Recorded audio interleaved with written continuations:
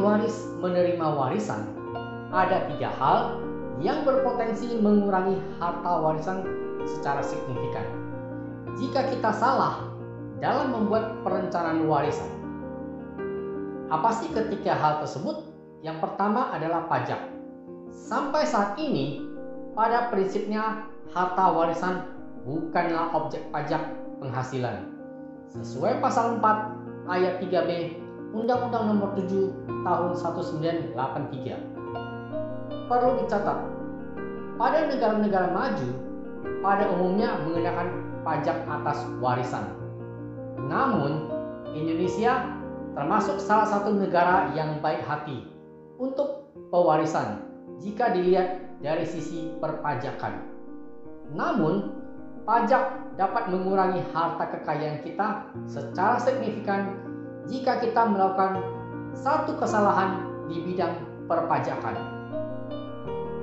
Contoh, ketika ahli waris menerima warisan sebesar 10 miliar berupa uang tunai, dan karena bukan merupakan objek pajak, ahli waris bebas dari membayar pajak waris.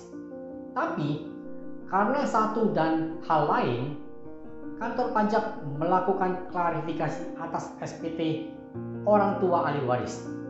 Dan ternyata di SPT tersebut tidak terdapat harta berupa uang tunai sebesar 10 miliar, maka uang tersebut bisa dianggap sebagai pendapatan biasa, sehingga kita harus membayar pajak progresif sampai dengan 30%. Selain itu, perlu diperhatikan juga tarif denda yang dikenakan sebesar 2% per bulan dan maksimal sebesar 48%. Coba bayangkan, harta warisan kita bisa berkurang 78% karena perencanaan pajak dan perencanaan warisan yang tidak tepat.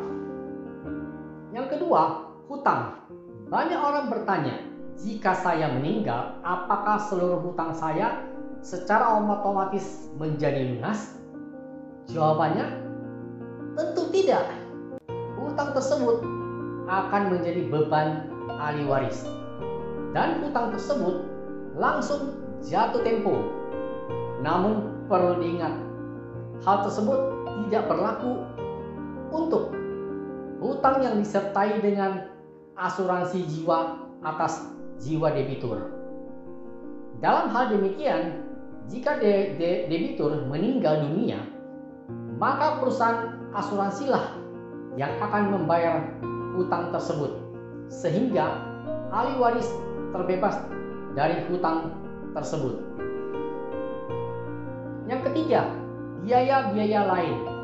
Biaya-biaya yang berhubungan dengan pewarisan juga dapat mengurangi harta waris kita cukup besar dan jangan dianggap sebelah mata. Misalnya, biaya yang berhubungan dengan pengalihan hak atas properti yang diperoleh dari warisan yang nilainya cukup mahal.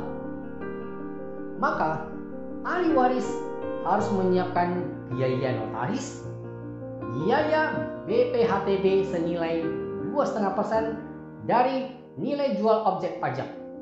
Jika ahli waris tersebut ternyata tidak mampu, maka kemungkinan besar dia harus menjual aset tersebut dan akan dikenakan pajak penghasilan atas penjualan aset tersebut.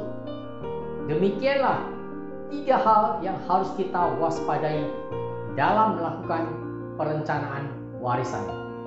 Saya Haslim Nur Salim. Sampai jumpa di episode berikutnya. Terima kasih sudah menonton video ini. Jangan lupa like, subscribe, dan klik loncengnya.